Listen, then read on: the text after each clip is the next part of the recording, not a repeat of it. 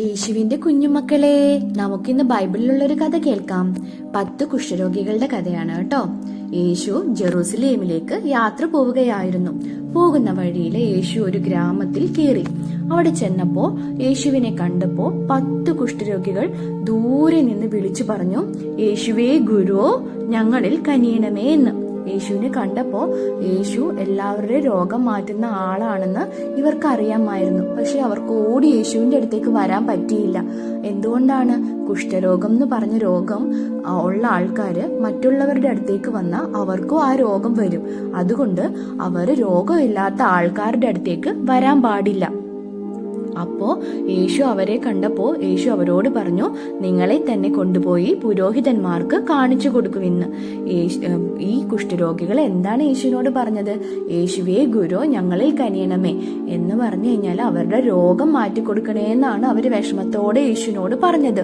യേശു അവരോട് രോഗം മാറ്റി തരാന്നോ മാറൂന്നോ ഒന്നും പറഞ്ഞില്ല. യേശു പറഞ്ഞു, നിങ്ങളെ തന്നെ കൊണ്ടുപോയി പുരോഹിതന്മാർക്ക് കാണിച്ചു കൊടുക്കാൻ.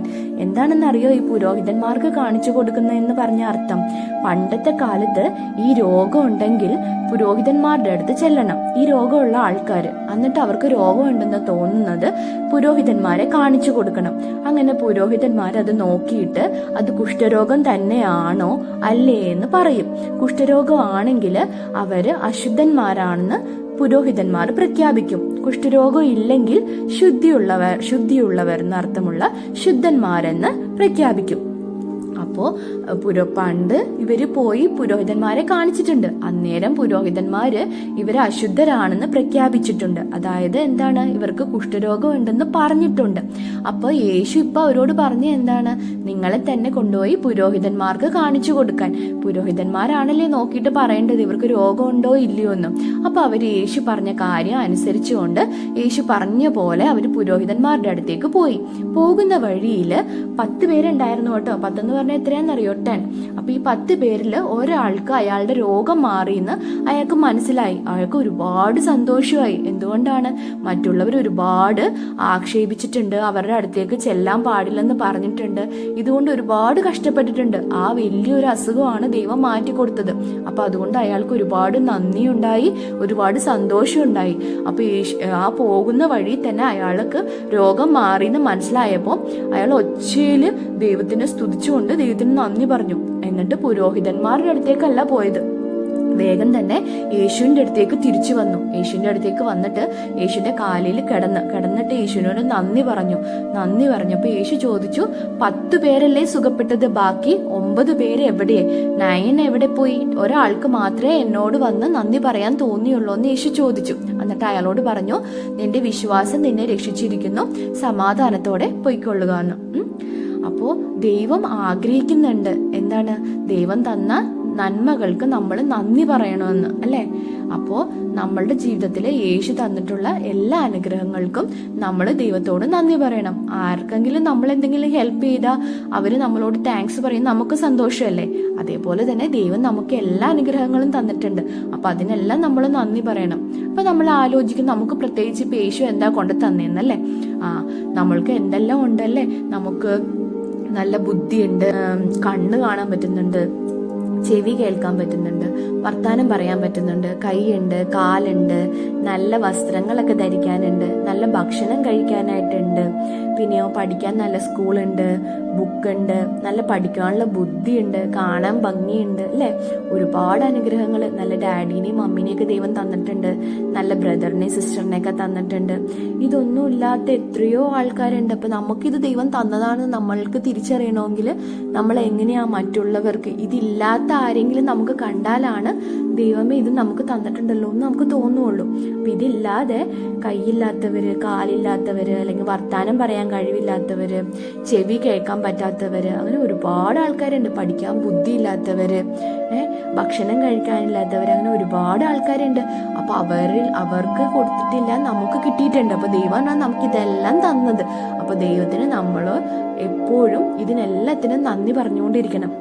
അപ്പോൾ ഒരു ദിവസം നമ്മളെല്ലാം കിടക്കുന്നതിന് മുമ്പോ രാവിലെ എഴുന്നേൽക്കുമ്പോഴോ എപ്പോഴെങ്കിലും ഒരു പ്രാവശ്യം ദൈവത്തിന് നമുക്ക് തന്നിട്ടുള്ള എല്ലാ അനുഗ്രഹങ്ങൾക്കും നന്ദി പറയണം. നമുക്ക് എന്നാ നന്ദിയുടെ ഒരു പാട്ട് പാടി നോക്കാം. എന്റെ കൂടെ പാട്ടും കേട്ടോ. നന്ദിയോടെ ഞാൻ സ്തുതി പാടിടും എൻ്റെ യേശുനാഥാ.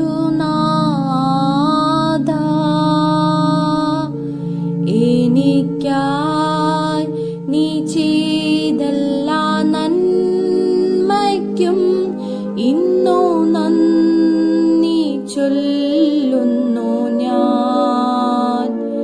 നന്ദിയോടെ ഞാൻ സ്തുതി പാടിടും എൻ്റെ യേശുനാഥാ. എനിക്കായി നീ ചെയ്തെല്ലാ നന്മയ്ക്കും ഇന്നു നന്ദി ചൊല്ലുന്നു ഞാൻ. അർഹിക്കാത്ത നന്മകളും എനിക്കേകിടും ദയാനിധേ.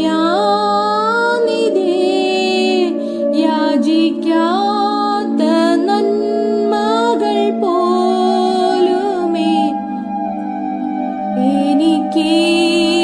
എനിക്കേകുവോനു സ്തുതി. നന്ദിയോടെ ഞാൻ സ്തുതി പാടിടും എൻ്റെ യേശുനാഥാ. എനിക്കായി നീ ചെയ്തെല്ലാ നന്മയ്ക്കും ഇന്നു നന്ദി ചൊല്ലുന്നു ഞാൻ. നന്ദിയോടെ ഞാൻ സ്തുതി പാടിടും എൻ്റെ യേശുനാഥാ. എനിക്കായി നീ ചെയ്തെല്ലാ നന്മയ്ക്കും ഇന്നു നന്ദി ചൊല്ലുന്നു ഞാൻ. നന്ദിയോടെ ഞാൻ സ്തുതി പാടിടും എൻ്റെ യേശുനാഥാ. എനിക്കായി നീ ചെയ്തെല്ലാ നന്മയ്ക്കും ഇന്നു നന്ദി ചൊല്ലുന്നു ഞാൻ. നന്ദിയോടെ ഞാൻ സ്തുതി പാടിടും എൻ്റെ യേശുനാഥാ. എനിക്കായി നീ ചെയ്തെല്ലാ നന്മയ്ക്കും ഇന്നു നന്ദി